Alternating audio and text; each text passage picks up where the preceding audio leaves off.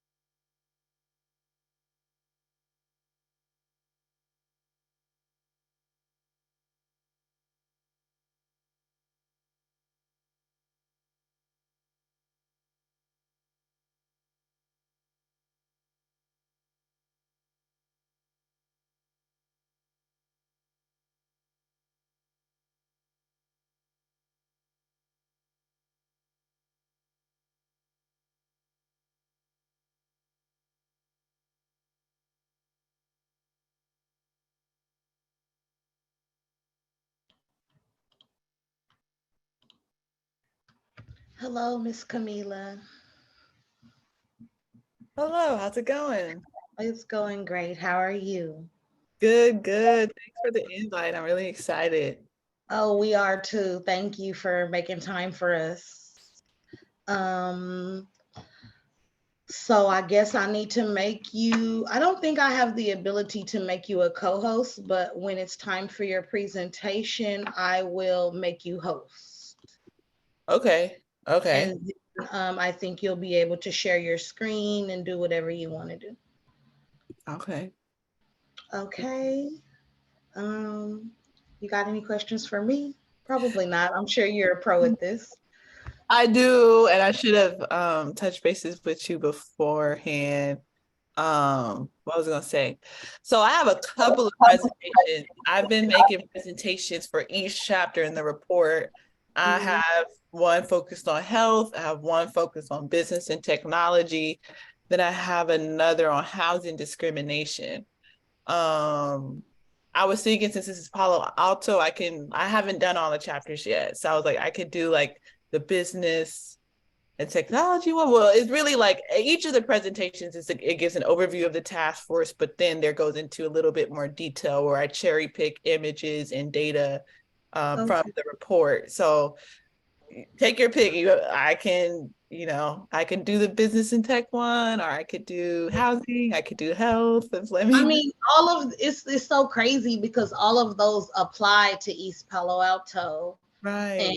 um, but this is a group that I'm not sure. I feel like it's a mixed group. It's a lot of people who registered that are not from East Palo Alto. Like I have a lady that's a librarian in Oakland tuning in. I have people who I've been talking with weekly about reparations. And then I have people who are not even in the community of eligibility. Wow. Okay. Okay. So it's going to be a pretty diverse group. I was just thinking maybe just talk in general, In general, yeah. about the task force, Right. about what you do. Unless you feel like you really want to expound on a specific topic, you're more than welcome. Okay. You can pretty much do whatever you'd like. We're just happy you're here. Okay, thanks. And maybe I can just toggle back and forth, just depending on the vibe. Right, right. And I have a little boy, so he'll be around making little Nice. noises and Okay. stuff. Awesome. So that's that. Yeah. And I just am so proud of you, sister. I just love the work that you're doing. You're amazing. And I've really been following. And I only got involved because nobody was talking about this in East Palo Alto. And we have a really like unique history. Yeah. So Mhm. I really appreciate you. I just want to get that out the way. Thank you. Likewise. And you're connected with Chris, right? I have connected with Chris. He actually came and did a Zoom for us during the Kwanzaa season. Mm. And he was amazing and everybody loved him. We partnered with the group that does Kwanzaa in East Palo Alto. So it was a nice turnout and he's amazing. And I'm going to his training tomorrow also.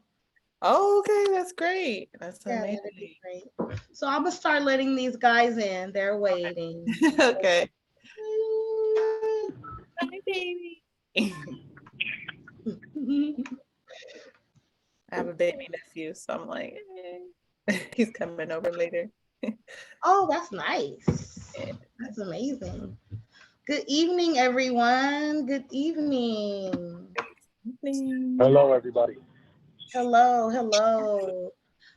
Before we get started, I just have a few ground rules. If everyone can go on mute, please. And we just want to have a really ordered space. And I want everyone to enter their questions that they're going to have. Oops, let me see if I can mute everybody. Okay, yes, I just muted everybody except Miss Moore. I'm gonna unmute her. Or if you can unmute yourself, please. Um, yeah, so if everybody could please stay on the mic, please put your questions that you might have for the chairwoman into the chat. And we're going to go ahead and get started because I'm sure we have a lot of information to cover. My name is Yasmin Abdusami Oakley, and I am so pleased to bring you to our Black History Month observance tonight with our conversation with Chairwoman Kamilah Moore of the California Reparations Task Force. So if you could put a clap in the chat, that would be amazing. We're happy to have her here. We're happy to have all of you here. I see a lot of familiar faces. I see some new faces, and that's great. Both are great. We're still letting people in, but we're going to get started by just talking about EPA for Reparations. East Palo Alto for Reparations is a group of concerned community members that are descendants of chattel enslavement in this country. Most of us, our families came to East Palo Alto in the 50s and the 60s, some earlier, some later. But we're just starting this conversation about reparations so that we can move forward, look at the unique history of East Palo Alto and see what harms have been done to the descendant community and what successes we've had. And we're trying to link up with people in other cities that are starting reparations commissions and groups. So we're really just trying to just see where it leads us. We're so in such an early time in this conversation for East Palo Alto, even though many other cities in California are ahead of us. I also would like to recognize Fiani Johnson and the TAR Foundation. The TAR means the Araminta Ross Foundation. And Ms. Fiani definitely supports EPA for Reparations and the work that we do.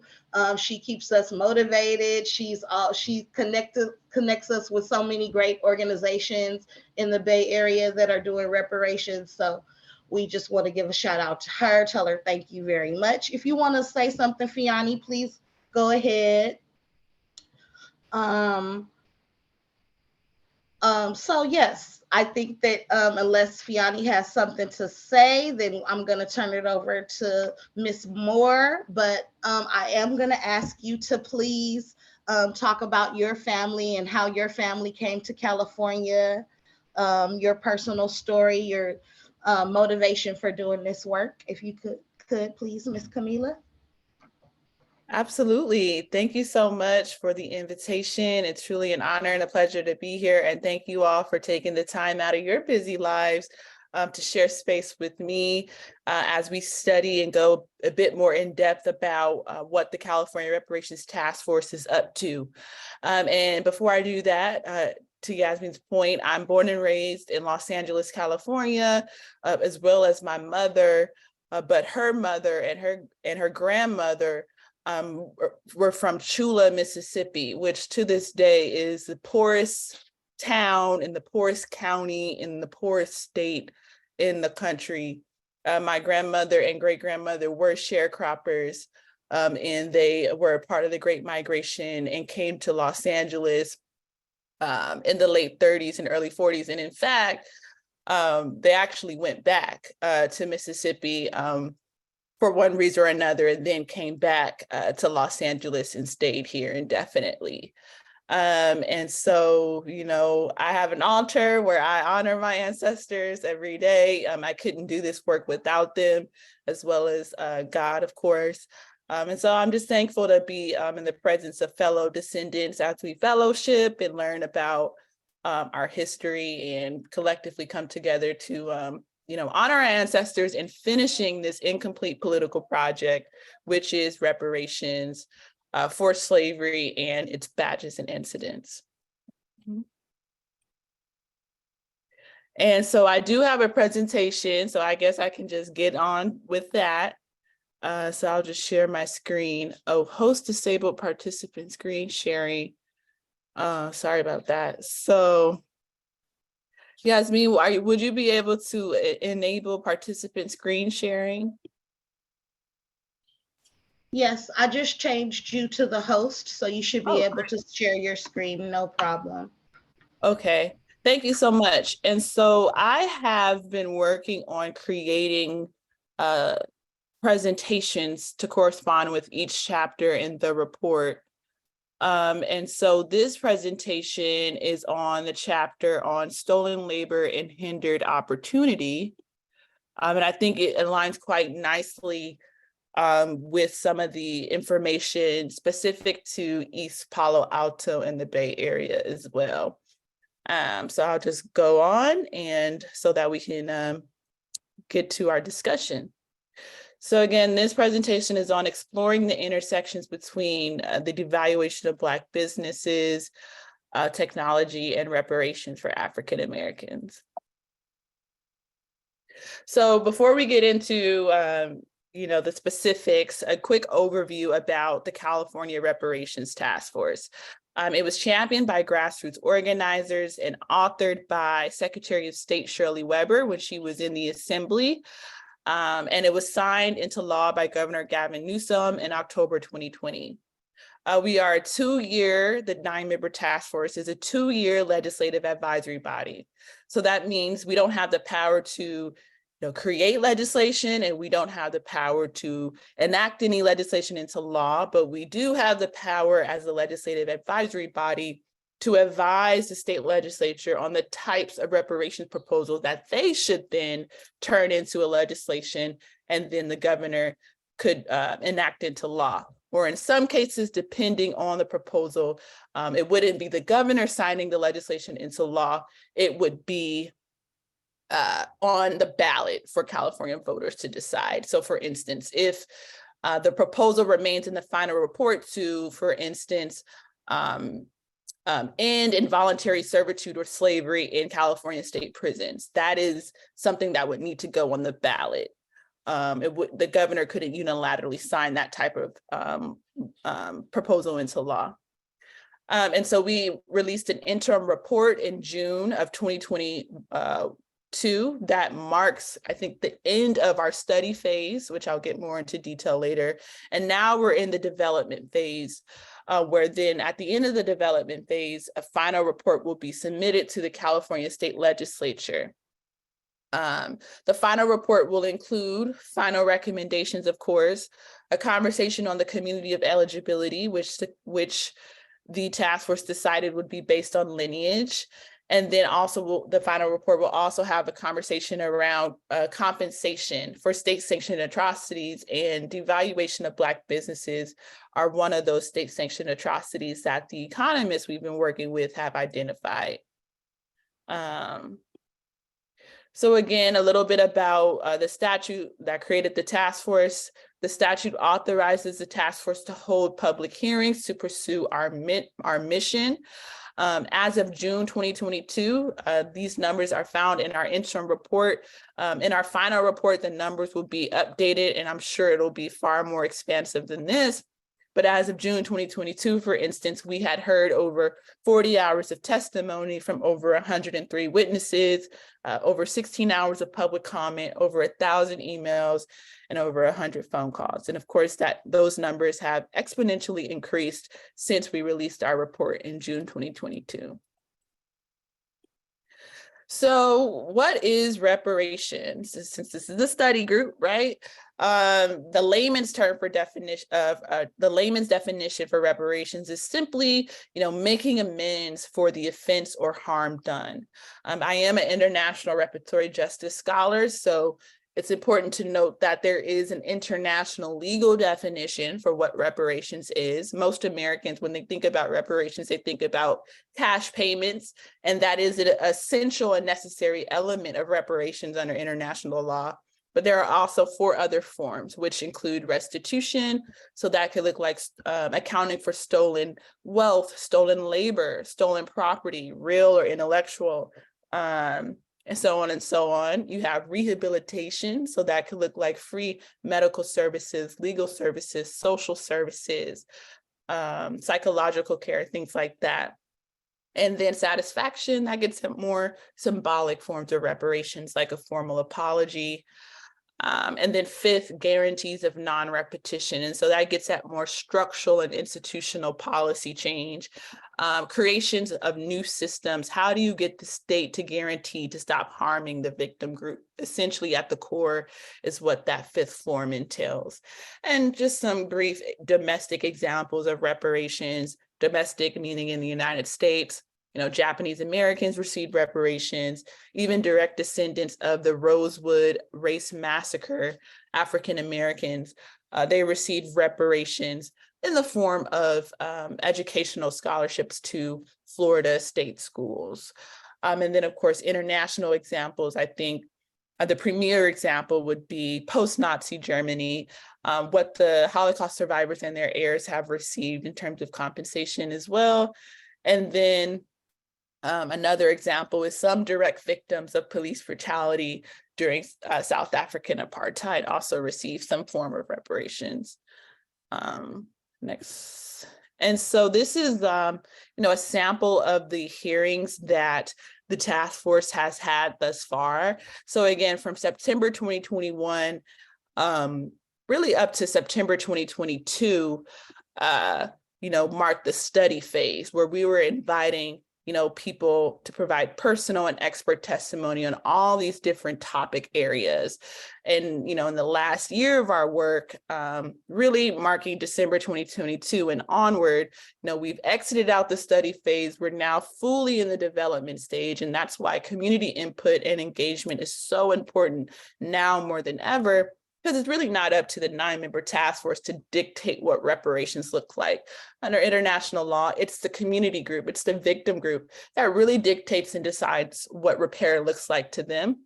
And so, again, the task force ends July 1 of this year. And so between now and July 1, again, community engagement is critical for this development stage that we're in. To the left is a picture of AB 3121 signing ceremony. So you'll see grassroots organizers who are responsible for championing this work alongside elected officials. Ice Cube was there as well.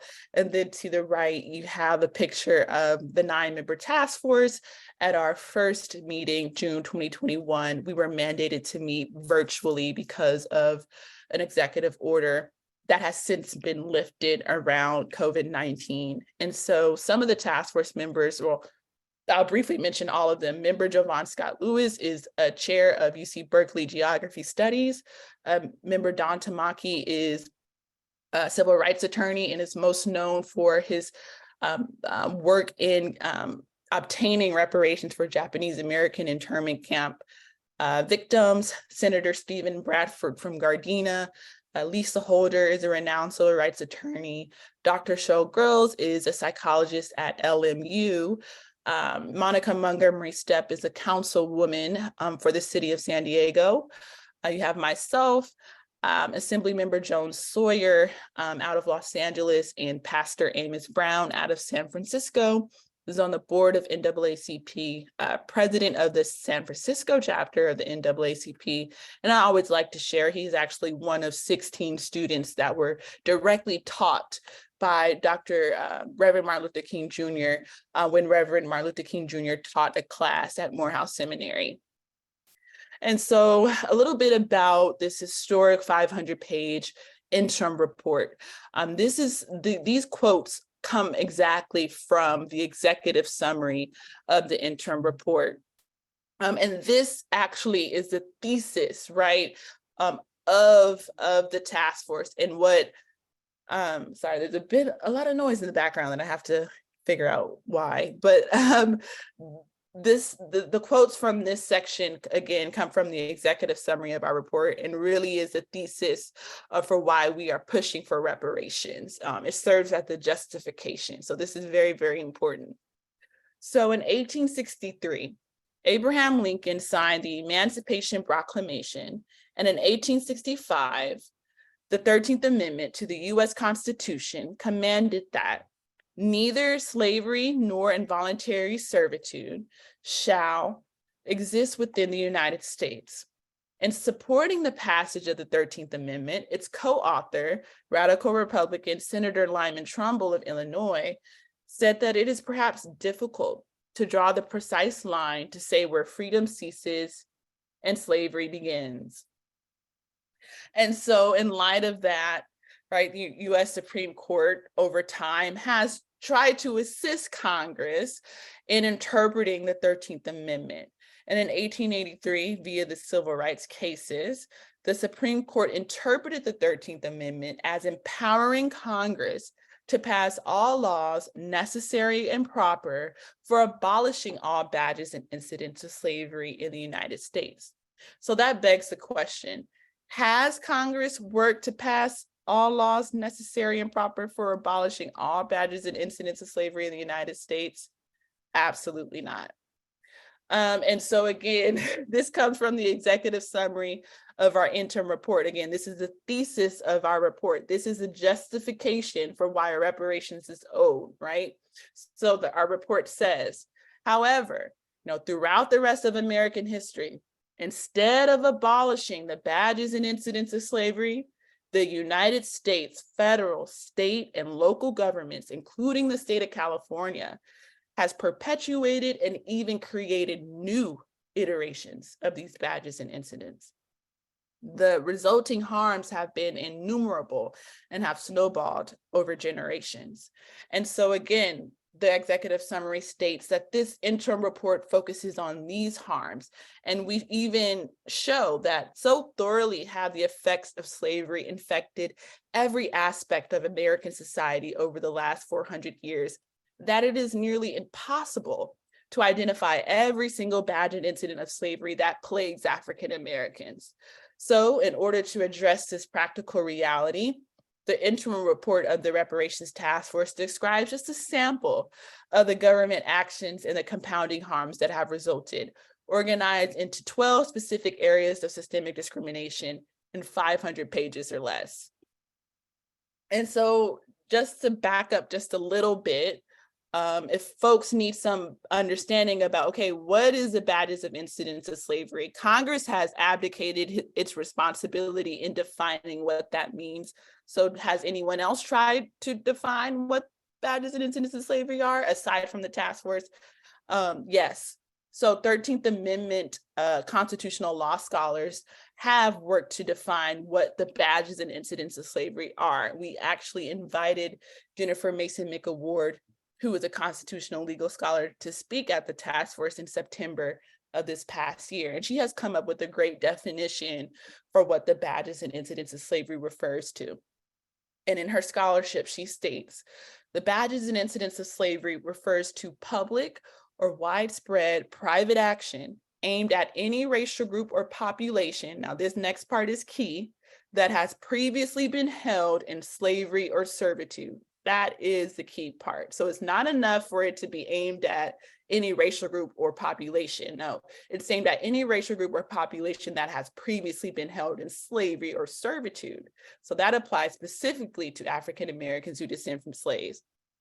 That mimics the law of slavery and has significant potential to lead to the de facto re-enslavement or legal subjugation of the targeted group. And so essentially, Professor Mason McAward is giving this definition to Congress and saying, look, Congress, I have done the work to define what the badges and incidents of slavery are. Use this definition as you are empowered by Section 2 of the 13th Amendment to pass all laws necessary and proper to eliminate the badges and incidents of slavery, which they have yet to do. And that's where the task force comes in.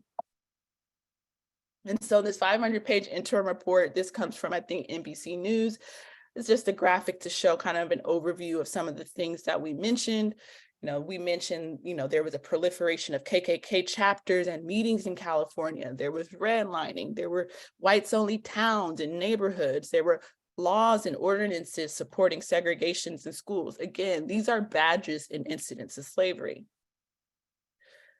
And so, just to review again. Sorry to interrupt you, Miss Kamilah, but we have people who are trying to get in to the conversation. I don't know if you can let them in or you can give me back host and I can let them in.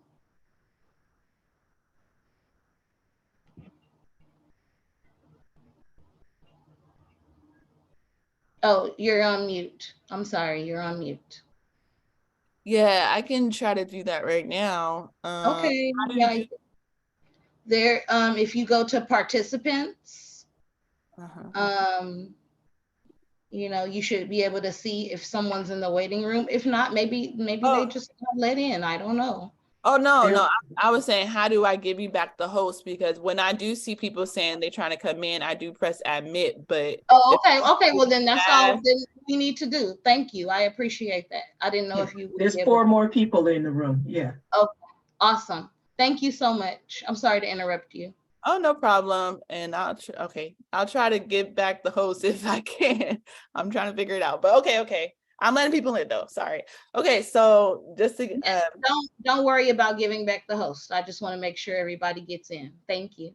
no problem. And so again, the 13 chapters in the report, there's 13 chapters in the report. So after the introduction section and after the first chapter on enslavement, the remaining 12 chapters, the task force has organized and said, these are the badges and incidents of slavery. These are the 12 major areas of systemic discrimination that we're calling the badges and incidents of slavery that still linger on, and thus there needs to be reparations because of it. For enslavement and for these badges and incidents of slavery that Congress has abdicated its responsibility in eradicating. So again, after the enslavement chapter, the second chapter is on racial terror. That's a badge and incident, a badge or incident. Then the third chapter is on political disenfranchisement. The fourth is on housing segregation. The next is on separate and unequal education. Then racism in the environment and infrastructure. Then pathologizing of Black families. Then the ninth chapter is control over creative, cultural, intellectual life. The 10th chapter is on stolen labor and hindered opportunity. The 11th chapter is the unjust legal system. The 12th chapter is mental and physical harm and neglect. And then lastly, the 13th chapter is on the wealth gap. And even though this presentation mainly focuses on the 10th chapter, which is stolen labor and hindered opportunity, I did want to showcase some data from the different chapters.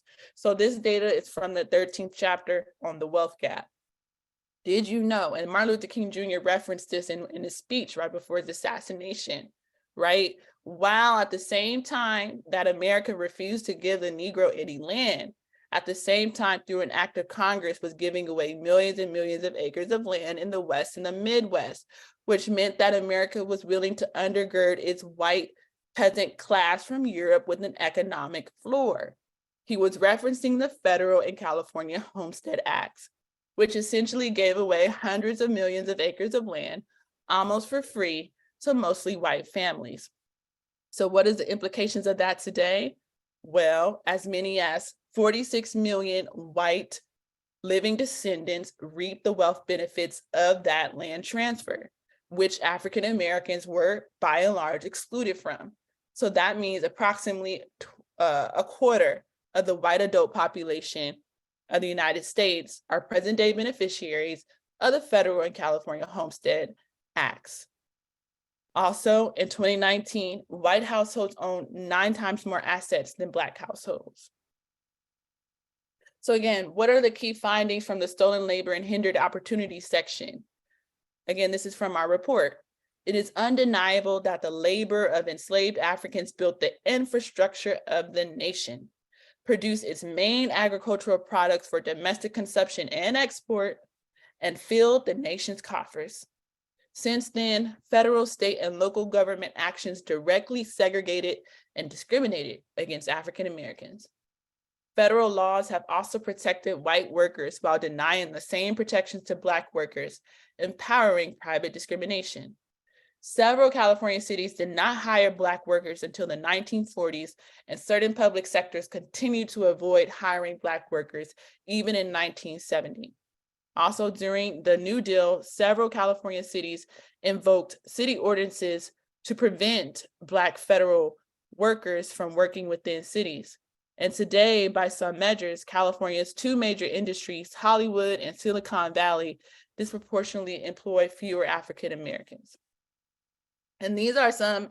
Palo Alto is referenced in our report a few times, particularly in the 5th chapter on housing segregation. and on the chapter in education. So I'll just briefly note that in 1954, a resident of the white-only neighborhood of East Palo Alto, so East Palo Alto was once white-only, sold his house to a Black family. This sparked a phenomenon called blockbusting, in which local real estate agents exploited racial fears and manipulated white residents to sell their houses at a low price, then reselling the houses at a higher price to Black families. As white residents fled the neighborhood, other white homeowners became desperate to sell their houses at even lower prices. And so the report also says within 6 years, the population of East Palo Alto was 82% Black after that blockbusting phenomenon, and housing conditions had deteriorated markedly. Also, East Palo Alto is referenced again when it comes to education. And the report found that in 1958, the Palo Alto School District chose not to build 2 integrated high schools to solve overcrowding problems, but instead built a new school in the heart of segregated Black East Palo Alto neighborhood, further entrenching segregation in Palo Alto. So there are definitely evidence to support the need for reparations in East Palo Alto for African Americans. And for some people who might say, I'm almost done, from some people who might say, why California? Was California even a slave state? Well, it was, in my opinion, because we found very early on in the task force process during the beginning of our study phase, so our first substantive hearing, September 2021, we invited people like Professor Stacy Smith from Oregon State University, who's committed her entire academic career about studying California's role in slavery. And she told us, right, through her studies that over 1,500 Black people were enslaved in the state of California. And not only that, California had a fugitive slave law that was enacted 2 years after it was admitted to the Union, so in 1852. And so what that meant was you could be re-enslaved in the South, so deported to be re-enslaved in the South, or in some instances, enslaved in California. And our report in the enslavement section has details of the brutality that African Americans face as enslaved people in the state of California, and it gets very, very specific. But this man right here is an enslaved person who was at the Auburn Ravine during the gold rush in 1852. And this is a picture of, the United States government establishing at a point in time freedmen's villages to help educate and clothe newly freed slaves and their descendants. I will note that our interim report does note that the Freedmen's Bureau did have some very racist and paternalistic attitudes, which is a whole other conversation that I'll bring up later in the next, when we talk about preliminary proposals and how to improve upon the past. And this picture might look like slavery because it was slavery. It was slavery by another name, sharecropping, but it was in 1908. I'll go to the next slide. I'm not able to see the captions for this, but this is a picture, again, of showing how the government was complicit in segregation. I believe the year, it's 1948, yes. And it is the blueprint for NASA's cafeteria, where they had a colored dining room and a white dining room. Okay.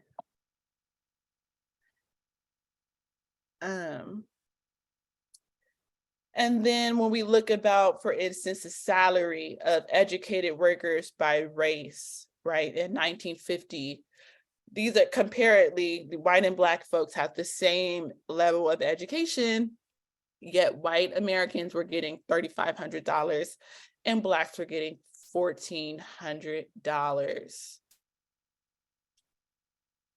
When we look at the income, a lot of us are descendants of folks who were in the Great Migration. As I said earlier in the call, my people was from Chula, Mississippi, right? When we look at the annual income during Great Migration of white immigrant workers versus Black workers. This is from our interim report. Russians were getting nearly $3,000. Polish folks were getting nearly $2,500, as well as Czech and Italians. Immigrants, Black Americans who descend from slaves. Most of us have come from ancestors who've been here since the nation's founding, even before. When we look at 1619, during the Great Migration, we were getting $1,600 annually. And this is some Bay Area specific data from our report. When Bay Area Rapid Transit System was built in 1967, no skilled Black workers were hired. Can you believe that? When Oakland built a new central post office during the same period, not a single Black plumber, operating engineer, sheet metal worker, or other skilled labor was hired. I will skip this one. When we talk about, for instance, today, right? When we talk about unemployed college graduates in 2013, right? Black Americans, we were overrepresented, nearly double as the national rate.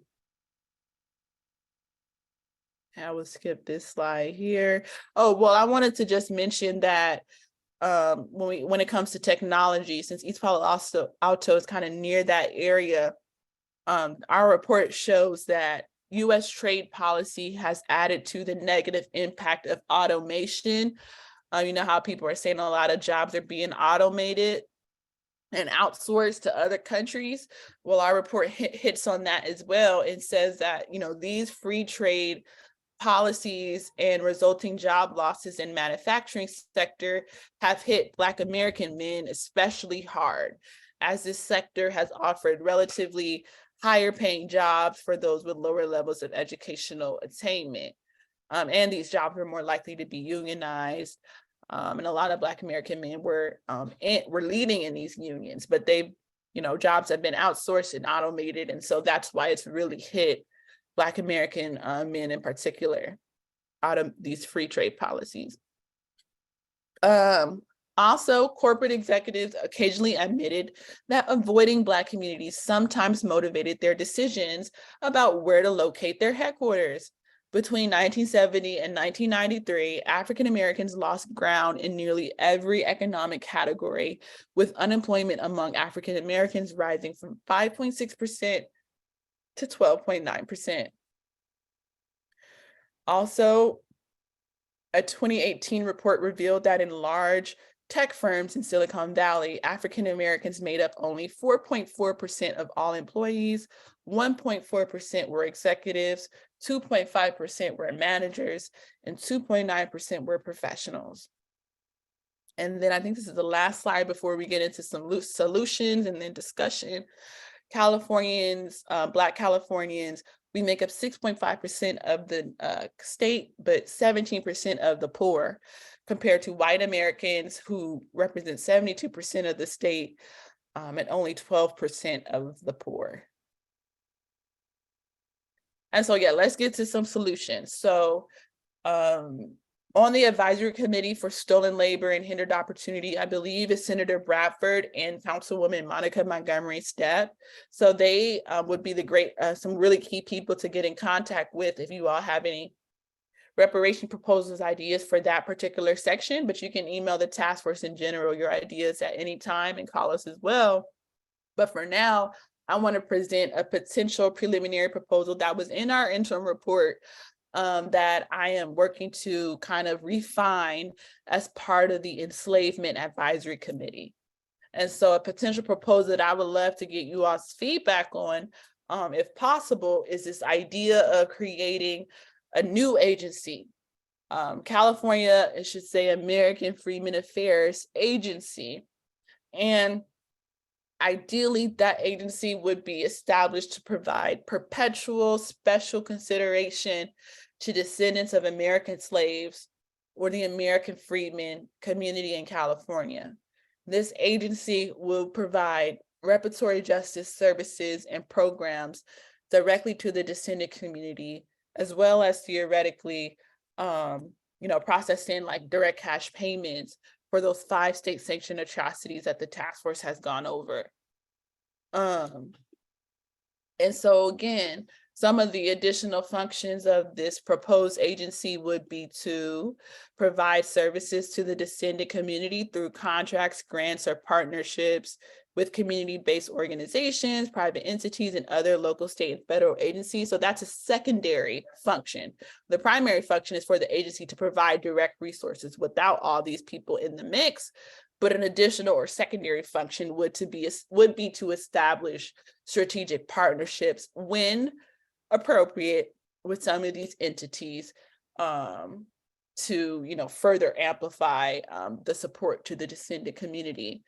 The agency would also identify how past state-sanctioned atrocities have perpetuated and created new iterations of badges and incidents of slavery, and would work with other entities to eradicate any lingering badges and incidents and to suggest policies designed to the governor, to the state legislature, and other entities designed to repair the descendant community for these badges and incidents. This agency would be comprised of specialized offices and branches dedicated to assisting with the implementation and operation of policies and programs being considered for recommendation. So let's quickly overview what these potential proposed offices could be. Okay, so across, you have the California American Freedmen Affairs Agency. I wasn't able to figure out how to connect across, but within the agency, there would be the Office of General Counsel, the Office of Chief Financial Officer, and then the Office of Strategic Communications. And then below, there would be these reparatory justice branches tasked with providing direct services to the descendant community, like genealogy, to help with any eligibility claims, an Office of Immediate Relief to provide direct services to our most vulnerable population. So think maybe, for instance, the homeless community within the African American community, civic engagement and self-determination. So that's addressing the political disenfranchisement chapter in our report, a strategic partnership branch, as I suggested, and a community support branch. It would also have an education branch, a social services and family affairs branch, creative, cultural, intellectual life branch, a legal affairs branch, a medical services branch, and a business affairs branch as well.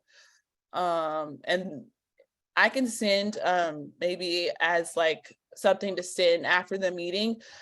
You can find it on our website as well, a consolidated list of all of the task force proposals thus far. And in that, it shows a bit more detail about what these different branches would provide. A housing and development branch, and then a data research and collection branch.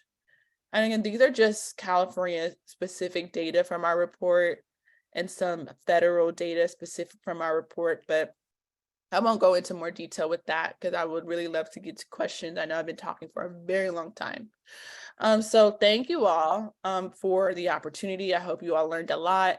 And if you guys want to learn more, you can go to our website at oag.ca.gov. I can put all these links in the chat, and you can email the task force at any time, and you can subscribe to our mailing list as well. You can find past hearings on YouTube, and you can find me on Twitter. I'm at Kamilah V. Moore, or my website at KamilahMoore.com. All right, thank you. Thank you so much. That was a lot of great information. I'm so happy that you mentioned the task force. I'm so happy that you mentioned East Palo Alto in the interim report. I had meant to ask you to do that, but I didn't remember. But that was amazing that you did it. So that was great. How are we doing, guys? Any questions? We have one, I believe. How many pages is that consolidated list of task force proposals. That's from Stephanie. It is about 100 pages. It's like 102 pages. So I will send that link to you all in the chat right now.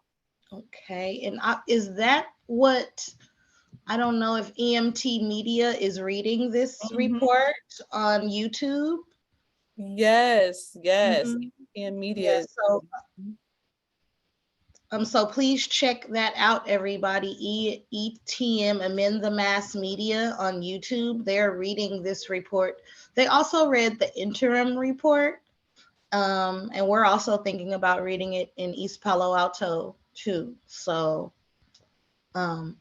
yes. Oh, thank you, Raphael. Appreciate you. Thank you. She put the link in the chat for them. And yes, Kamilah, you put the link too in the chat. There is one more question. What is allowed to be shared in these meetings and with whom? This question is from Chris. Chris, did I say that correctly? You can unmic and ask your question directly if you'd like to. Okay, thank you. Yeah, that's my question. I know there's caution about what information is shared, and I know there's people that I know that are the descendants of the enslaved that want to know more about what's going on, but they're kind of spread across in different time zones and different things like that. But yeah, what can I share and in what medium? I mean, that's basically it, in order to keep these meetings productive without any type of distractors or anything like that. So anything I shared to you all, you can share to anyone you like. I can send this presentation to you all as well as a resource. But yeah, feel free to ask me any questions you may have. Like, I'm pretty much an open book, and I'll let you know if I can't answer any question. Okay, thank you. Mm-hmm. Chris, are you in East Palo Alto? What city are you in? I'm actually in Texas right now visiting family, but I have family in the Fontana area in Southern California. So Okay. I still have been wanting to move out there for the last couple of years after living in Florida for a while. So, but yeah. Well, I would just encourage you to really find groups in your area that are talking about reparations. You might have to start on social media. No, social media isn't that bad. I learned a lot about reparations on social media. So that's a good place to start. And hopefully you can link up with someone who's doing something locally in your area. Well, it's funny. You lead me to another question I had I was thinking about earlier is how can we, stitch together these various movements in different, municipalities and different states? Is there anything that we can do to support the collaboration across these different groups? Yeah, that'd be something else I'd be interested in, because a lot of people that I've met here, and just even my own family here in Houston, they don't know any of this is going on. So it seems like we're really starting off from scratch in a lot of these areas. So yeah, if there's anything that can be done to pull the group together, if that's productive. I think we're posing that question as well, Chris, and maybe that's something Kamilah can really answer to, because a lot of people that is on this call from Southern Cal are like relatives of mine. I'm looking for organizations in their respective parts of California to support, and in the meantime, they're here supporting EPA4Reparations just to get educated on what this is looking like for their community. So, Kamilah, would that be something that you can answer for people who are in different parts of California and are just learning about this through being friends with us on social media or related or things like that? Yes, definitely. Definitely. I agree that there needs to be more synergy. There needs to be more conversation and communication across the different states about what's going on, because there's different, for instance, Illinois has a reparations task force that they just created. I know New York they're trying to get a task force started, New Jersey as well. Then you have all these different cities. For instance, you have like 10 different cities in the state of California alone that are doing reparations efforts. So I kind of been really bogged down with the Californian stuff, but I've been meaning to, try to help to connect the dots to make this movement a little bit more cohesive. So that is on my brain. But another part is I want to start doing more meetings like this where, on my own, I'm doing Zoom meetings to, help inform community members about what the California State Task Force is doing specifically. So that's why I'm so honored that Yasmin invited me. And to the extent that we can continue to do this, I'm more than happy to collaborate to do more of these conversations to get more of our people educated and aware.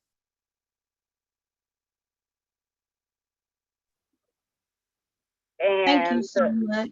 Oh, I'm sorry, Fiani, go ahead. No, that's cool. Just to piggyback off what Kamilah was saying, for Chris, when Yasmin and I started this process, she was well informed from social media, so you will get a lot. However, we sat in other groups and met people and kind of figured out a way for her to get this started in East Palo Alto, because that's what she had been wanting to do for a long time, is have this conversation in East Palo Alto.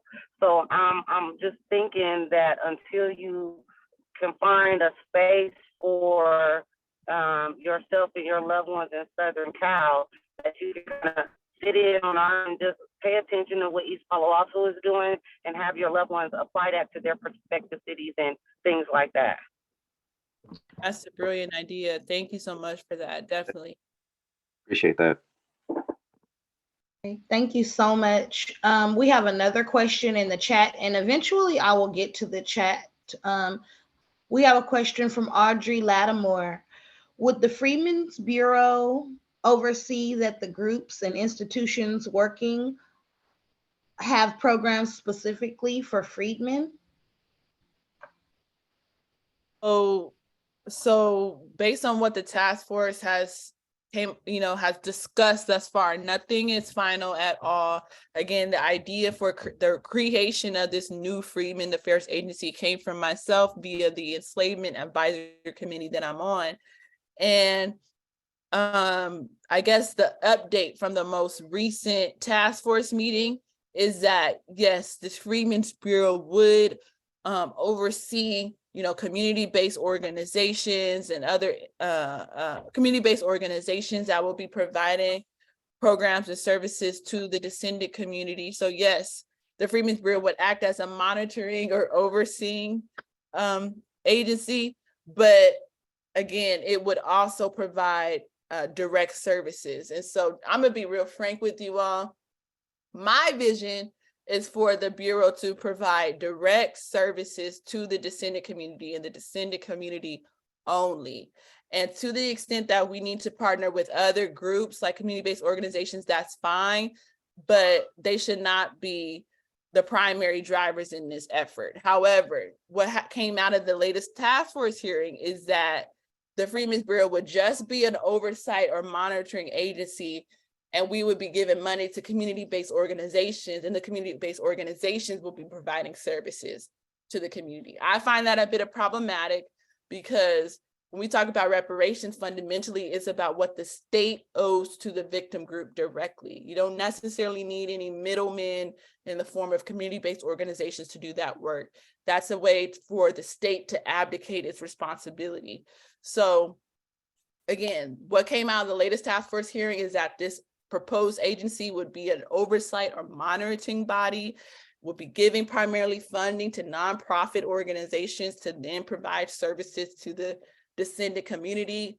I'm arguing that that is wrong, and that this bureau should provide direct services from cash to medical care, to legal care, legal service, social services directly to the community, where you can just walk in and get the services. You don't need to go through any nonprofit or community-based organization to get what you're owed. Yes, there could be a role for these nonprofits in the strategic partnerships branch, just like there could be a role for other entities, but they should not take the central, they shouldn't have the central, I don't know how to say it right, but they shouldn't be the primary drivers in this process. It should be exactly the Bureau, the state, providing those direct services to the people directly, no middlemen. I kind of agree with what you're saying. I'm sorry to pop in, but I was just thinking, when you got so many different organizations, there's a lot of different hands in the pot, a lot of cooks in the kitchen, and there seems like there's a lot of way things can be manipulated rather than there kind of be a central repository in order to take, if there was any grievances with, maybe the distribution of either the service you're just talking about or the funds or, dedicated land or whatever it ends up being. But yeah, I could understand working with different organizations and different groups and it being kind of stratified across an entire state. That, yeah, I put my vote for that. That makes a lot of sense. Exactly. I see a hand, Stephanie. Go right ahead, Miss Stephanie. Oh, hi. Hi, everybody. Yeah, thank you so much for that nice, concise, well put together summary of what y'all are doing. I wanted to mention, I'm from Oakland, that's the O in the OPL, Oakland Public Library. We're having an event next Wednesday, technology willing. It's going to be an in-person event, and we're having Jovan, and we were having Don Tamaki there, but sadly he's fallen ill. So we're still figuring out if we can, if it'll work well with Jovan, who's a Bay Area task force member anyway. So I wanted to give a shout to that. That's happening next Wednesday from 5 to 7:15 at the Golden Gate branch. And I can put a link in this chat. What I wanted to talk about two things. One is I attended day 2 of the task force's public hearing in Oakland City Council halls, in the City Hall. And I was particularly struck by one of the public commentators whose family had lived in Hunters Point, for many generations. She talked about how that was the #1 toxic,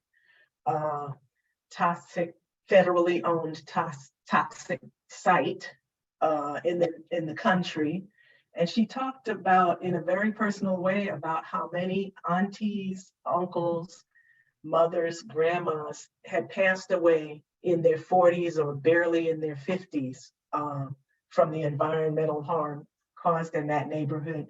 And I was wondering, my first question is, how has the task force been able to use and operationalize these stories so that have enough impact inform the state of the necessity of reparations? And then my second question has to do with if any of y'all in this group have seen the PBS movie, The Big Payback, which highlights the work of, I think her name is Robin Rue Simmons in Evanston, and whether y'all have collaborated or partnered with her or been in touch with her, or supported each other. And hats off to you, because this is such an emotionally charged, trauma-filled issue to even discuss. So hats off to Yasmin for organizing it, Vianney, and Kamilah. And I know you have borne the brunt of a lot of ire and irateness. So my heart goes out to you, and I want to honor that.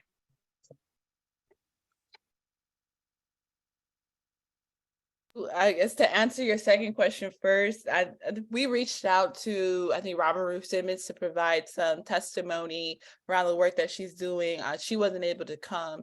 And so just like every meeting is different, we're just kind of really fast paced. So we weren't able to kind of re-invite her, but hey, the task force isn't over yet. So there's still some opportunity there. But to your first question, yes. So there's been so many excellent personal testimony coming out of the task force. So for instance, I think the New York Times, Curtis Lee, in December, like, he published a piece that just went wild because it was the first piece to mention potential monetary figures for reparations in the area of housing discrimination. And so he featured some stories of people, real human beings who've been affected, to your point, in the Bay Area around unjust property takings and housing discrimination. Recently, Gayle King, CBS Mornings, she featured Don Bassiano, who was the first person to provide personal testimony to the task force about her family, who her ancestors were enslaved, brought to Coloma, California to mine for gold, eventually were emancipated, were able to do well for themselves, bought over, I think, 400 acres of land. It was taken via eminent domain, and it's now a state park. And so Gayle King at CBS Mornings did a whole piece, again, on Don Bassiano and the California Reparations Task Force. So to your point, you're absolutely correct. It's really going to be these personal testimonies that really move the needle, move, public opinion to really support this work. The task force hasn't nearly leaned on personal testimony as much as we could. We have a communications consultant. Hopefully she does that. I don't want to get too deep into that, but I'm thinking through some ways between now and July where we can really, focus and highlight some of the amazing personal testimony. We also came up with an idea to create an entire event to share. We're going to cherry pick 5 or 6 different people who can show that they have, 5 or 6 African Americans who have been harmed by this state. And similar to the Japanese American redress movement, where they had an entire event, they picked 6 people or so, they coached them, they coached their testimony, prepped their testimony, they invited media and members of the public, and it was this entire spectacle, for lack of better words, where these 6 individuals were able to share their story, share the harms that they endured. And Don Tamaki really credits that event as moving the needle of public opinion for the redress movement to be successful, for reparations to actually be meted out to those survivors.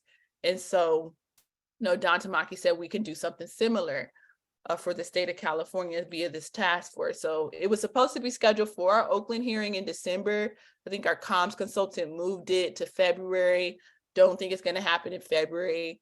And so I'm hearing through the grapevine that this type of event may happen in May before the task force is over. So make a long story short, we're working on it. And yeah, we're working on it.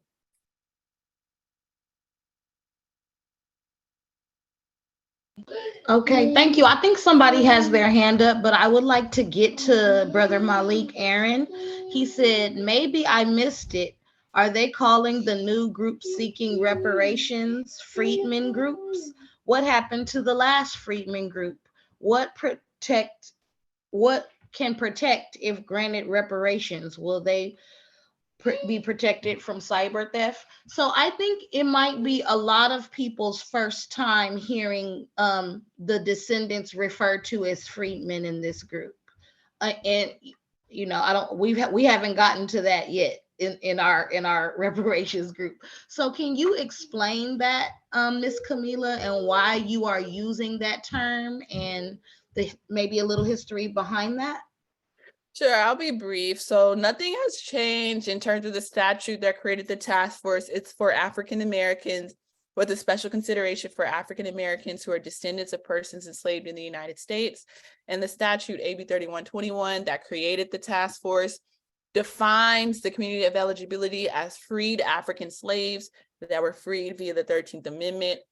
And their descendants who were declared citizens via the 14th Amendment. That's all in the statute. So that is a community of eligibility.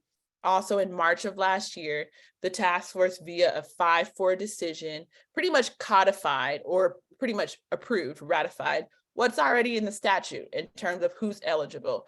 And we decided it will be lineage-based, not race-based. So no, not all Black folks would be eligible under this particular program, but those who, in verbatim, are descendants of an African American or Black person living in the United States prior to 1900. Now, where does freedmen come in? A freedman only comes in this particular proposal to create this new agency. Nothing is set in stone, nothing is final yet. So community members can speak out about what they want, including, if they want to name this proposed agency something else, even if they want the agency at all, right? But the term freedmen, I put that in there mainly for symbolic purposes, to illustrate that there was once an institution that existed in this country to provide direct services in the particular language to help transition newly freed African slaves from slavery to freedom, right? That's what Senator Lyman Trumbull said in talking through the 13th Amendment. And so I just, named preliminary this proposed agency, American Freedmen Affairs Agency, to pay homage to this institution that once existed, although as it existed, it was a bit problematic because the people who ran it were very, some instances, racist and paternalistic, even though this institution was created to provide services to slaves and their ex-slaves and their descendants. But it was just, again, to pay homage to show people, like, this is not some radical concept. There was an institution similar to the Bureau of Indian Affairs that still exists in this country. There was an institution that was created and dedicated solely to us and for us, not necessarily by us. And so I guess in 2023, the new iteration is, okay, let's create a similar institution to make sure it's for us and by us as well. Thank you. Brother Malik, your hand is up. Did you want to ask the chairwoman a question? The only reason why I had an exception to the word, the freedmen, if anybody and everybody on here might Google it or maybe look in your history books, freedmen was the act that was enacted after the Civil War, and it was given to slaves to provide money for sharecropping and land and everything else. The Freedmen Bank was robbed, and African Americans did not receive their reparations then. They did not receive. That's the only reason why I had an exception. That's why I put about, will it be protected cyberly? If they give us billions, can it be erased? What is our protection and reparations? And I've been hearing mostly my ask for within this, because we know if we have land and we can build, we have the people that could build the infrastructures on these lands and start our own towns and our own cities, because there's thousands and thousands of acres of land that are for sale. Is this being asked for within reparations? Sorry, I'm at work, so I kind of was like trying to type in. No, you're on point. And thank you for bringing that up. Yes, there was a Freedmen's Bureau, but there was also a Freedmen's Bank. And he's absolutely right that our ancestors, many of our ancestors, put in their hard-earned money after emancipation to this bank, I think to the tune of, like, I don't know, I don't want to misquote the number. But as you said, the trustees of the bank, they were white. They robbed the bank, essentially. And at that time, there was no FDIC. There was no real regulation. So they really got away with it scot-free. And so to his point, we definitely don't want to replicate that. We don't want to replicate the Bureau as it was, where it was paternalistic. We don't want to replicate, for instance, the state of California in its charter can create a bank. So in theory, they can create a Freedmen's Bank, a bank, with Freedman title or whatever, for African Americans, descendants of slaves. They could technically do that, but we don't want to replicate, as he said, what happened in the past, where we're not in control of our institutions. So again, any proposal for any new institutions via reparations would be with the express point that these institutions have to be created with international law in mind. Remember that fifth form of reparations that I described, guarantees of non-repetition. So in the event that we do demand, as the descendant of slaves community, the creation of new institutions, we have to stand on our square that these institutions have to comport with international human rights law standards via guarantees of non-repetition. These institutions have to pretty much mandate in their charters or whatever that they will guarantee that the harms that the state has caused in the past or the country has caused in the past have to cease. There's ways that you can do that, but guarantees of non-repetition has to be in mind for, like I said, the creation of any potential new institutions. But again, nothing is final. So that's why I want to start doing more Zooms like this. I want to get into the community. I want to even go in person and really fellowship and shop these ideas to folks to see what the folks really want. Because again, it's not enough for me to say this is what's going to happen, or for my 8 other task force members to say what's going to happen. You all have to decide what you all want for reparations, essentially. Thank you so much. Chris, do you have another question? Yeah, actually, I just wanted to build off what the previous brother said in terms of, land. I grew up in Texas, and Oklahoma's right across the border. And I've gone over there. I've seen Choctaw Nation, Chickasaw Nation. They have dedicated land that they manage, control. It's theirs. And they're able to provide their own services for their own nations. And I was wondering if that's something that's been talked about or discussed in terms of when we talk about land, it's granted, but then it's also in a way protected as its own, I don't know, like almost like a state within a state. I don't know how that would work in any type of legal framework.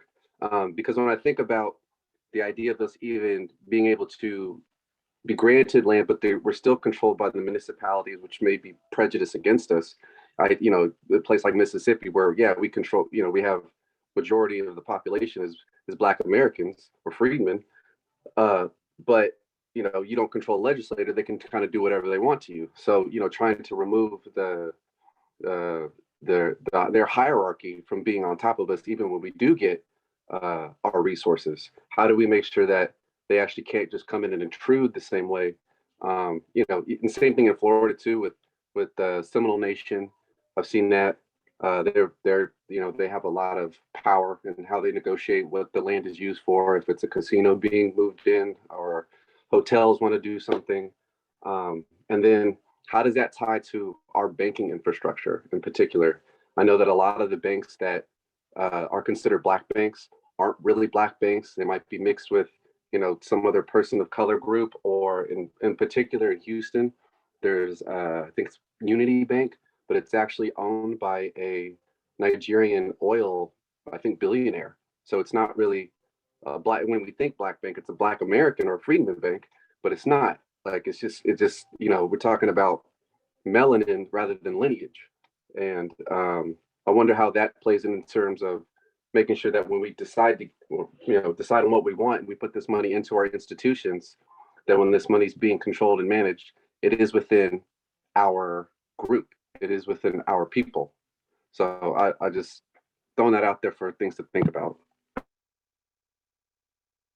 That's great. And I'll just say really briefly, again, like the Bureau of Indian Affairs, that's really a good model, because the services that they, are provided in terms of education, banking, different things like that, it's based on their political status as Indians or Native Americans. And the term freedman is also similarly a political status. So it's not necessarily based on race or ethnicity. It's based on the relationship, the political relationship between the population group and the United States. This is all very new, kind of advanced stuff in the reparations space, so it might be going over people's heads a bit. But to your point, right, when we talk about how are we going to be able to control our institutions, well, you have Proposition 209 in the state level and the 14th Amendment on the federal level that precludes, so it bans racial classifications, particularly in California, for contracting, education, and employment. And so reparation we have tried to figure out how do we maneuver around these racist conservative courts to get what we're owed. We have met with premier constitutional legal scholars, the most cited constitutional legal scholar in the country, Dean Erwin Chemerinsky, who has essentially confirmed that reparations, if you want reparations, it cannot be race-based. It will get struck down, not only in California courts, but also in the US Supreme Court. So you have to get creative. And so the legal maneuver around it, okay, it's not reparations for Black people per se, it's reparations for descendants of slaves. It's a race neutral concept. And then where does freedmen come in? Well, that you get even more creative legally, because freedmen, there's precedent for it, as someone said in the chat. And the precedent states that similar to the status of Indian for federally recognized tribes, freedmen is also a political status. So for instance, Indians for federally recognized tribes is this political status, that means that they can dominate in terms of the staffing for the Bureau of Indian Education, for the Bureau of Indian Affairs itself, for the various different departments, because their status as federally recognized tribes is a political classification versus a racial classification. They're actually able, as I said, to dominate in terms of staffing their institutions. They get to evade or circumvent what would traditionally stop them if they were seen as a racial classification rather than a political classification. So again, this is all uncharted territory, or at least it hasn't been charted since Reconstruction was completely destroyed intentionally and dismantled by the Confederates in this country, right? So New Age reparationists are kind of resurrecting this history that was intentionally buried.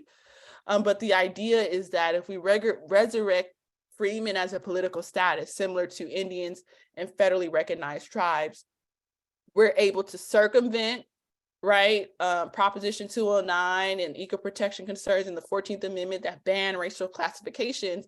We're able to create new institutions for us and by us, and we're also able to dominate these institutions in terms of staffing based on the political classification of us being descendants of slaves, similar to Indians and federally recognized tribes. Mm-hmm. Thank you. Thank you. My question is just to kind of bring it back to the descendant community in East Palo Alto. We are a population that is decreasing, just like all numbers all over California. We a lot of our land has been annexed by our surrounding cities. We've had harm to us done by the county because we were an incorporated city for many years. We've had harm in our educational system. Our education has been sabotaged. We have economic exclusion from Silicon Valley. Like Facebook is in our city limits. So we are, so is Amazon, so are many companies, but the descendant community is looked over. And we've had significant harm done in housing. So what should the descendant community of East Palo Alto do? What should be our next move? So the task force meets again March 3rd and 4th. That's a Friday and a Saturday in Sacramento. This is a private group. So I was waiting for the comms consultant to share the location, but I will go ahead and share with you all the location. It's going to be at the, let me see. Just don't share the social media because again, I'm waiting for the comms consultant to do her job. But here is the location, the California Environmental Protection Agency Byron Share Auditorium. And that will be Friday and Saturday, March 3rd and 4th. Please show up if you can. There will also be a virtual option. Please provide public comment. You can provide public comment before the hearing via phone or email. You can also show up to the hearing. Our public comment is from 9 a.m. to 10 a.m. both Friday and Saturday. And you can provide your public comment there in terms of just ideas, questions, concerns. All of this is public record. In many instances, I can speak for myself. I have incorporated people's ideas via public comment to proposals in the interim report, and I even expect to do so for the final report. So I definitely read all the emails that come to the task force. I listen to all the public comments, and I try my best to incorporate them into the work that I'm doing. Thank you so much, Raphael, for sharing the information again for how you all can provide public comment. Yeah, and to your point, provide public comment about anything you want, but like you said, talk about, being a East Palo Alto resident, the harms you've endured in terms of housing, the harms you've endured because of technology, these technological companies coming into, the space, and any and everything, feel free to share.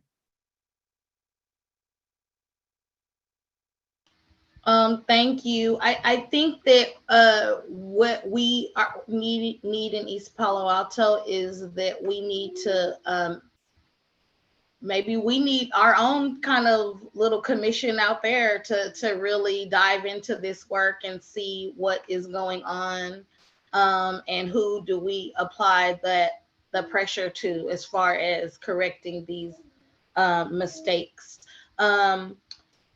I wanted to give a shout out to Miss Juanita Croft. She's here in the audience, and Miss Pam Jones. They did a wonderful presentation on the history of East Palo Alto for us, and really have gotten us closer to understanding what the harms that we have experienced specifically. So I know I'm just putting this out there, Miss Juanita. Don't get mad, but I would love if you all could do a presentation for the task force, and Miss Juanita and Miss Pam Jones are definitely in environmental injustices. They really do a lot of research about that in our area. So I think they would be so knowledgeable to present something to the task force on the behalf of East Palo Alto. That would be amazing. As well as the other public comments. And then I do have one more question, unless other people have any questions, please raise your hand. Another question I have is about the marketing groups that have been used to spread the word about reparations all over California. Can you talk to me about your opinion on how that's going? Because I did hear a lot of people complain during the task force meeting. They were just like, they're not. And if I could make a complaint about the task force, which I really don't have many, like this is right up my alley, but it would be that we are not. The people just don't know. The people don't know. So it's causing us to have to create these groups, and that's all that I wanted to do, was just to create a group to talk about it more.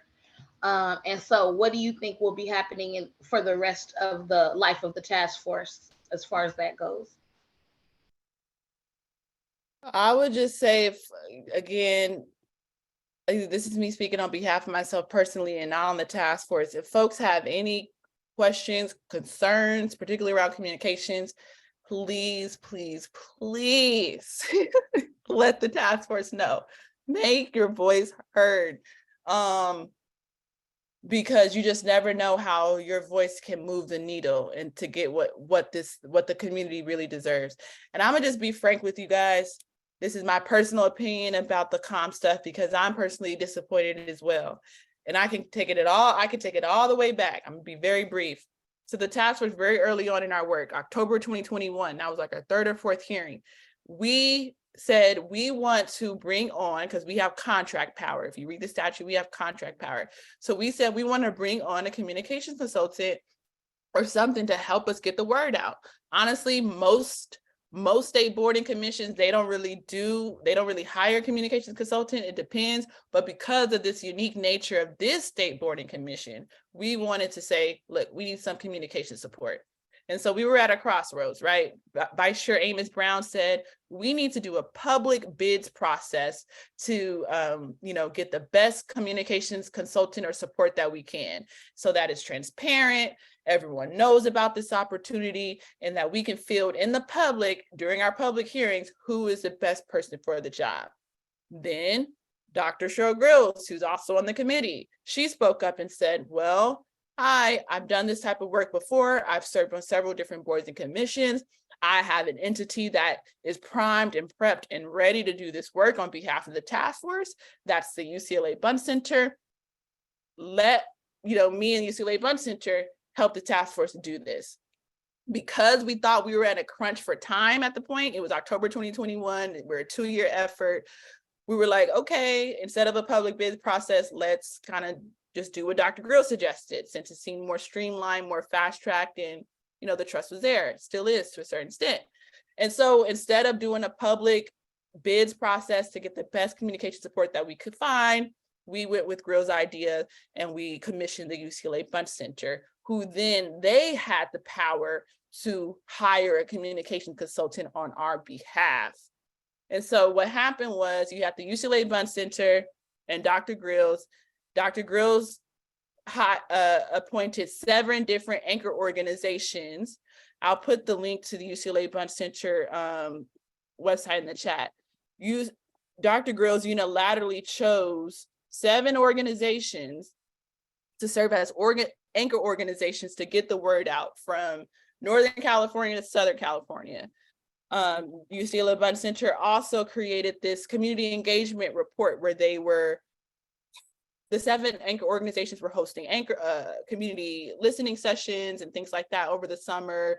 And that was all going to be transcribed in terms of the findings in the UCLA Bunn Center report.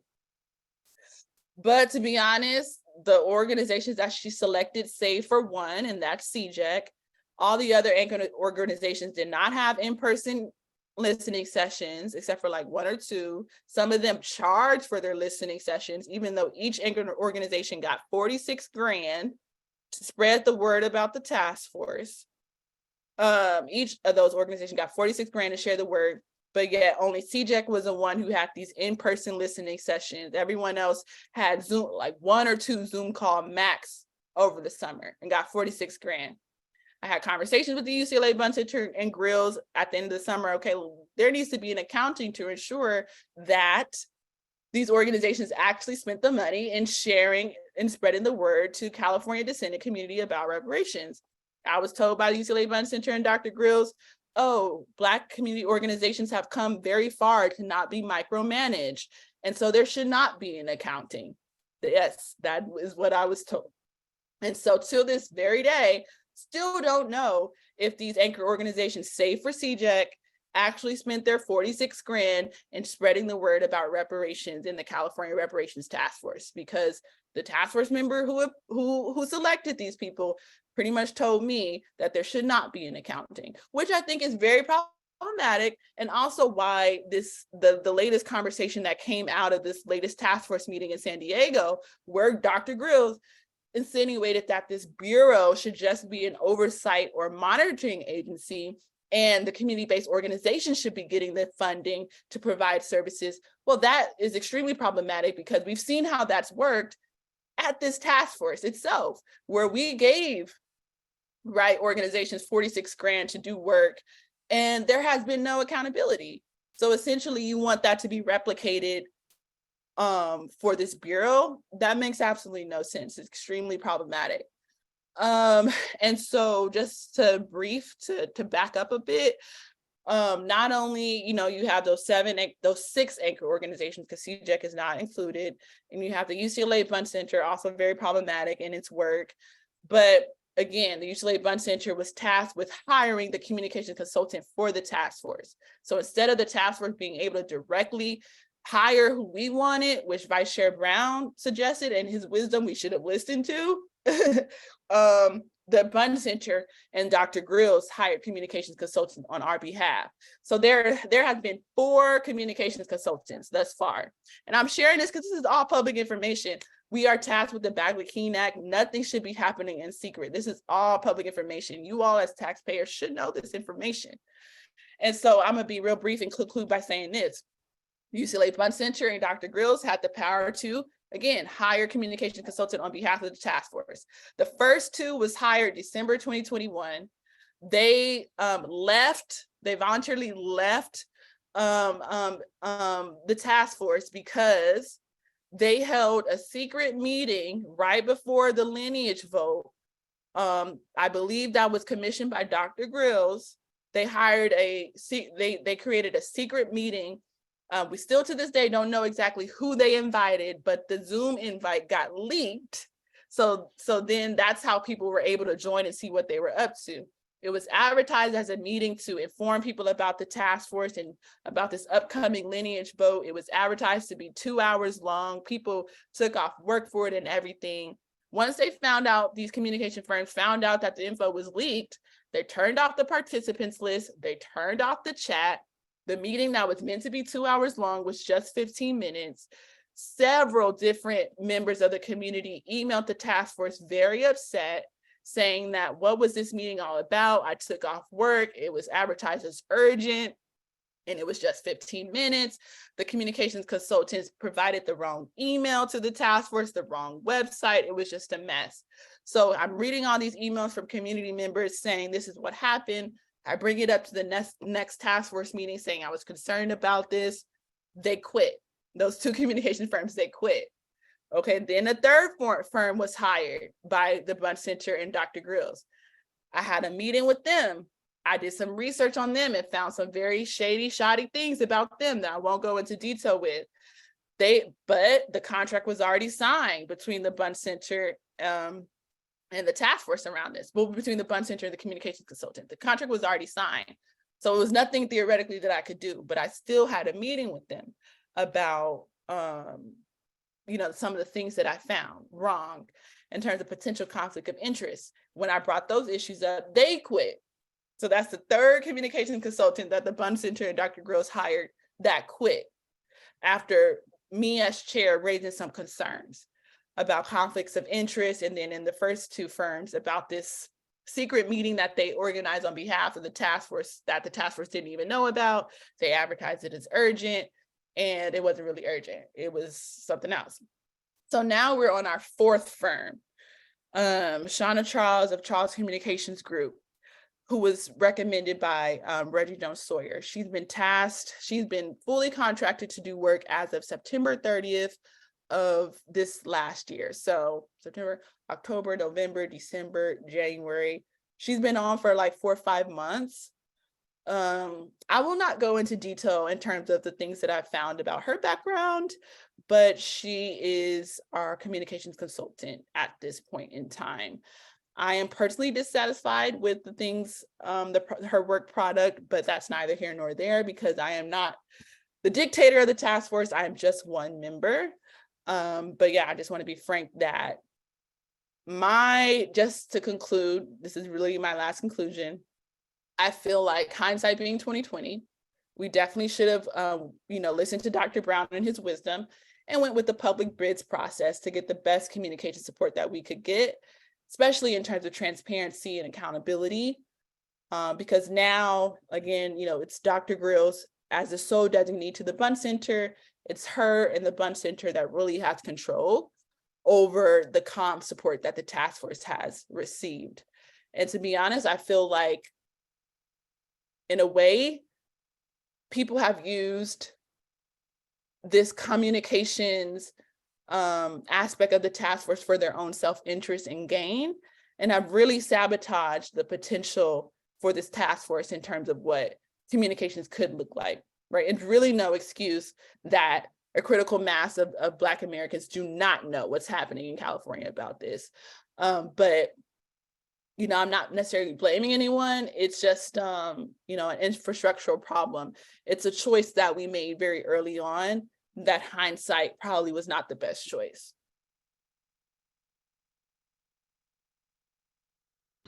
Thank you for that. I know that you're not happy with the lady because her work that she presented during the last task force meeting was not up to par, and I appreciated you for letting her know that we need quality in our reparations movement. So thank you for sharing all that. I'm gonna put in my suggestion to the task force that they should use the new Black media to get the word out, because I use the new Black media, and I really think that it's maybe a more unbiased group that could promote this for us. But thank you very much. We'll get to Miss Stephanie. You have another question, and then we'll start winding down for the night. Hi. Yeah, thank you for sharing that. That kind of blows me away, but doesn't surprise me at all either. And anyway, my question has to do with, I'm concerned also about the fact that there are some politicians on the task force, as in publicly elected officials on the task force. And I'm concerned about, because I recognize that y'all are just at this proposal stage. Your job, your task is to make the proposals. And we hope there's a groundswell of energy and public speaking and effort to make the state legislature do something about this. And so my question has to do with, because I've been dismayed at how Sheila Lee Jackson's bill just to study reparations has stalled in the Senate or the House. And so what are your suggestions for us going to elected officials who are maybe on the fence?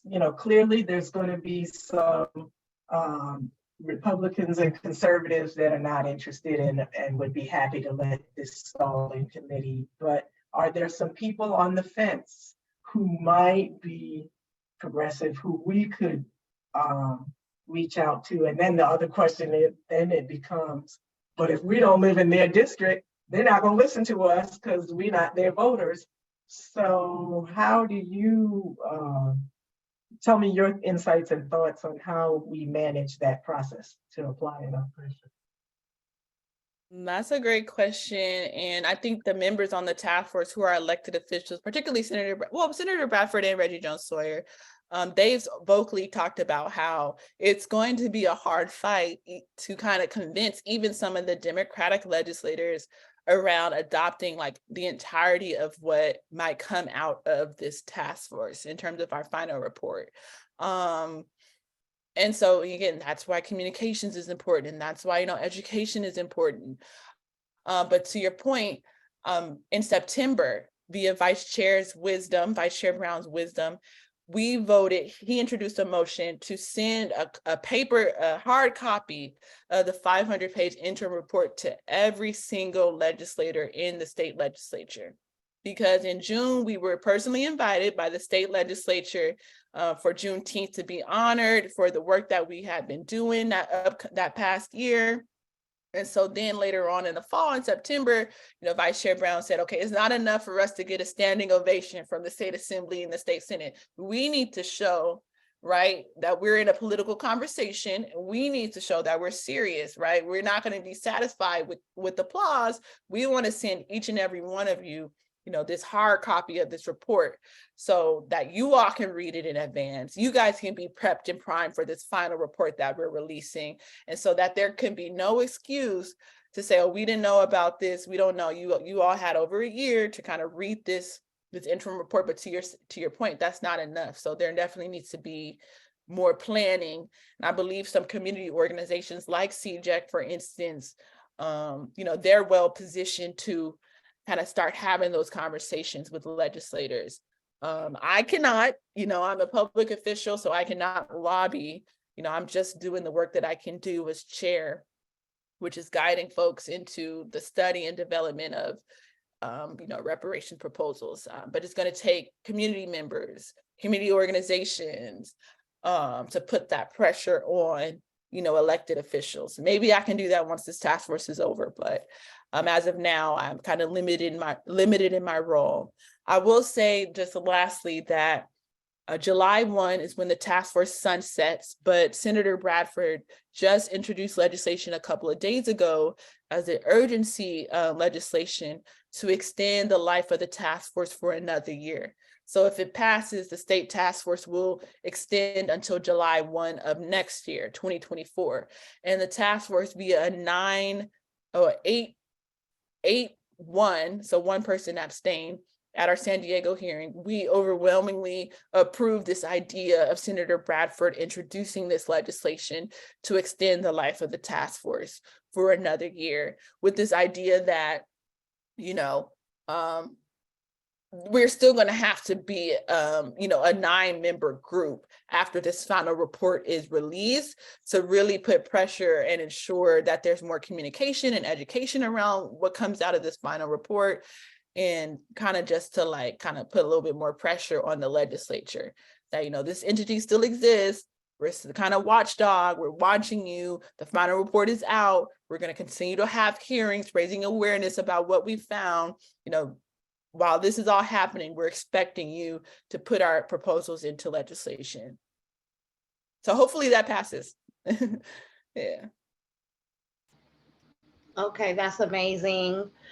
I guess we'll start to close out. Do you have any final thoughts you would like to leave the group with, Kamilah? I would say thank you so much, Yasmin. This has been absolutely amazing. Thank you all for showing up, spending time with me, and again, just share any of your questions, concerns, suggestions about reparations proposals to the task force email and website. Show up to our hearing if you can physically, March 3rd and 4th. If you can't, show up online, and just follow me for personal updates as well on my Twitter or on my website. And I can share my personal email as well, if you guys want to invite me to do something similar to in the future.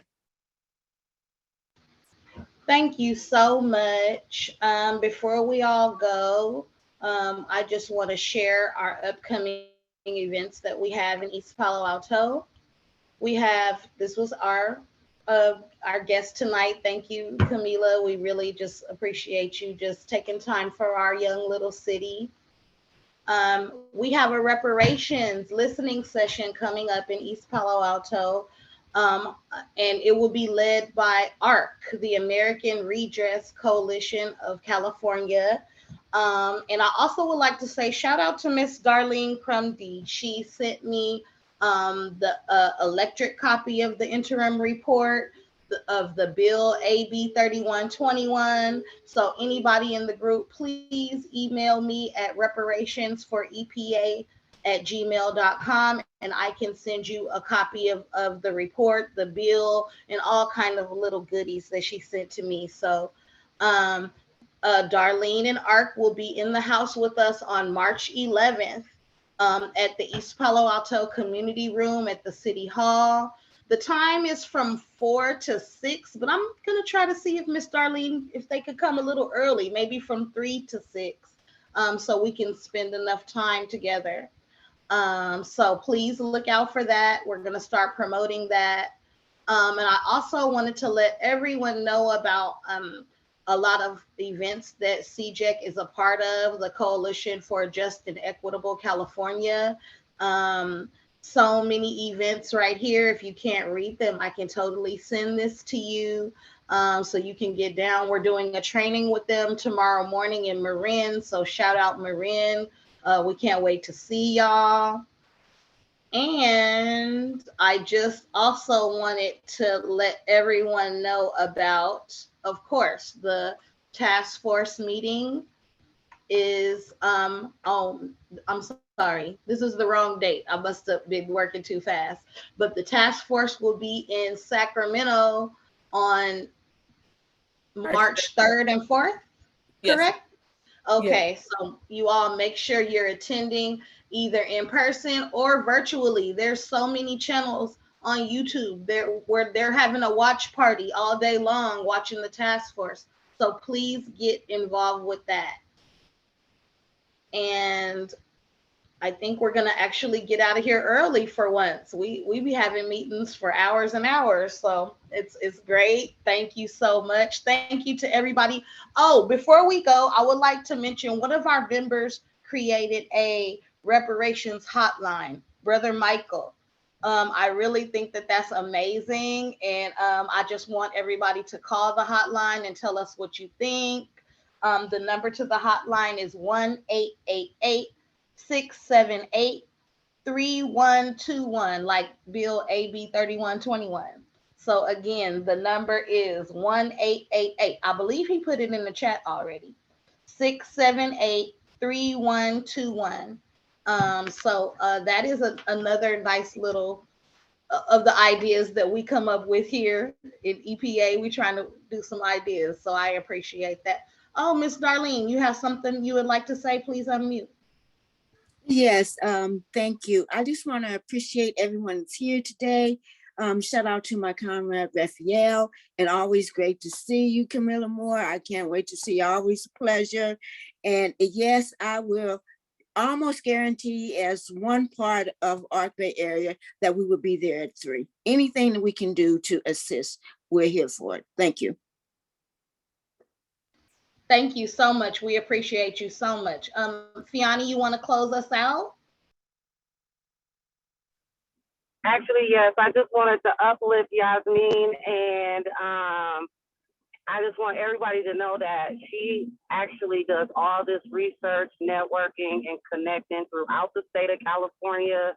We be on the road, and she does a lot of work in regards to this.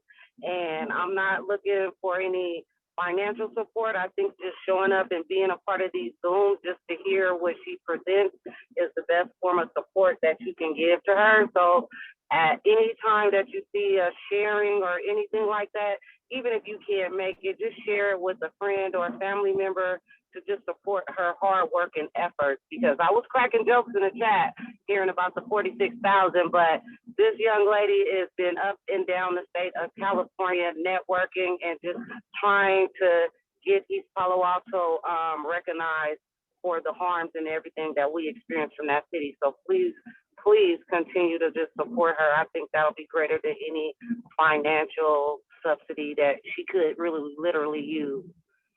And that's it. And I'm closing out. Thank you. Thank you, sis. I could not do it without you. You've been a tremendous support, and you've connected me with people like Dr. Lynch and a lot of great people in the Bay Area. Got reparations. So thank you. Brother Michael, go ahead. Yeah, I just want to thank you to Kamilah Moore for coming out and supporting us. We really appreciate you. Thanks, Yasmin, for putting this on and being dedicated like every single week. It's much, much appreciated. Yeah, I just want to say this real quick. I went ahead and bought secured the domain ab3121.com, and I know there's not a task force reparations website. So if anybody is in that lane or interested, I think just in light of just understanding the fact that the task force can't officially lobby, setting up the 1-800 numbers there, setting up the website. So if anybody's interested and knows anything about web stuff, definitely reach out and we can get that rocking and rolling. Please reach out to our brother, because I don't know anything about technology. Go ahead. Yeah, I do. And again, God bless all y'all's work. I mean, y'all really doing it.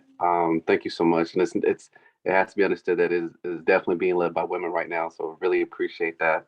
But yeah, for if it's tech stuff, I have a background in software. I work with some developers. So if anybody wants some help in terms of planning out or designing the website or whatever we want to do, just send me a DM and then we'll get in touch. But thank y'all. Love y'all. Chris, can you put your email in the chat just so it can be recorded so that myself or Yasmin can eventually reach out to you? Yes, of course. Thank you. Thank you so much, everyone. This has been a wonderful evening, and we'll let you all go. Thanks again. Thank you to Miss Kamilah. We appreciate you. We love you. Keep doing the work that you're doing. The whole task force, you all are doing God's work. So just keep going. I know it's not easy, but thank you. We appreciate you. Okay. Thank you. Appreciate you all. Thanks so much, Yasmin. Love you all too. See you guys later. See you later, everybody. Thanks again. Bye-bye. Have a good night. Night. Yasmin, good job. This is so high level. I see you. Thank you, Queen. Love you. Thank you, Dr. Lynch. So proud of you. Oh yeah, no, you keep doing your thing, and yeah, see you in person soon. Thank you. See you in person soon. Hey, Yasmin, I just had to say, girl, congratulations. The meeting was awesome. Thank you so much. It wouldn't have been anything without you. Thank you for coming. I appreciate you. Well, I'll talk to you later. All right, girl. Okay. Talk to you soon. All right. Peace, everybody. Have a good night.